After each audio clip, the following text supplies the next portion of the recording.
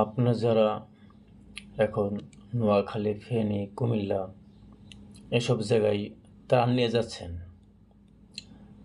আরে ভাই, তারা 2-3 দিন না খেয়েও বাঁচতে পারবে, কিন্তু আগে তাদের বাঁচাতে হবে।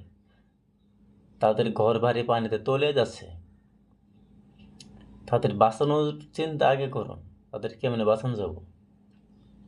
আজ যাদের যাদের সামর্থ্য আছে নৌকা, আরে ভাই, তাদের জন্য আগে স্পিড বোট এর ব্যবস্থা করুন।